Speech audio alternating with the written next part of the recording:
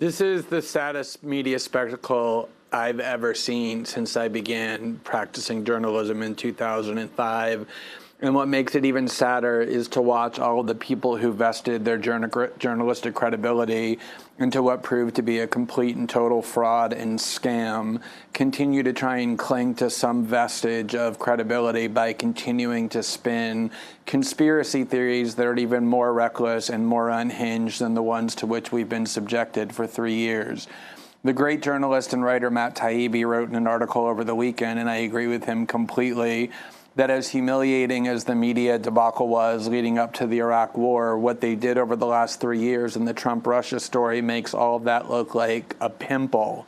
Even though obviously the Iraq war was much more destructive because it led to the deaths of hundreds of thousands of people, the errors and lies and falsehoods and recklessness and speculation that we've been subjected to over and over and over that Robert Mueller just definitively debunked is far more humiliating journalistically, far more unjustifiably journalistically, and who knows where it will lead to. It's ratcheted up tensions between the two most dangerous nuclear armed powers in the world, Russia and the United States, that the Bulletin of Atomic Scientists says has brought us to 2 minutes before midnight on their doomsday clock. So it's also been extremely dangerous in ways that we don't yet know.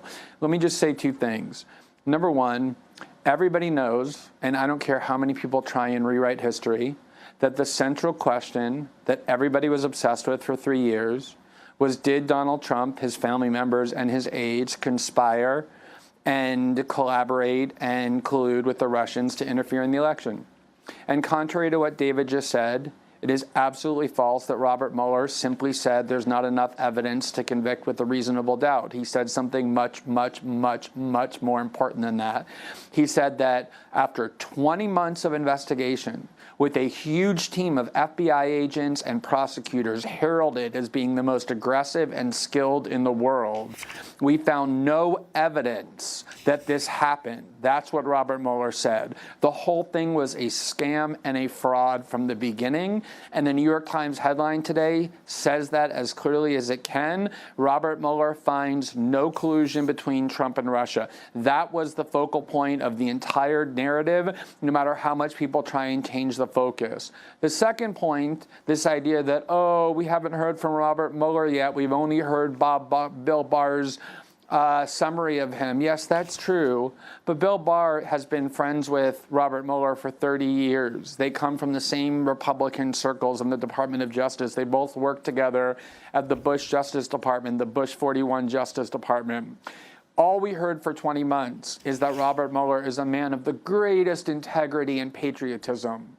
The idea, the very idea, just think about this, that he would allow Bill Barr to run around making false and misleading distortions about what the Mueller team found, and not one person on the Mueller team, including Bob Mueller himself, would stand up and say, wait a minute, he's distorting what our findings was. That is laughable. That's exactly the kind of conspiracy theories that led to this entire mess in the first place, and we should no longer tolerate this. Rachel Maddow and MSNBC are the Judy Millers of this story, except unlike Judy Miller, who was scapegoated for doing things that her male colleague did and had her career destroyed, Rachel Maddow will continue to make $10 million a year for NBC because she's their most valuable brand, and there will be no reckoning in consequences for this story that the media got radically, fundamentally, and deliberately wrong for almost 3 years now in a very dangerous way.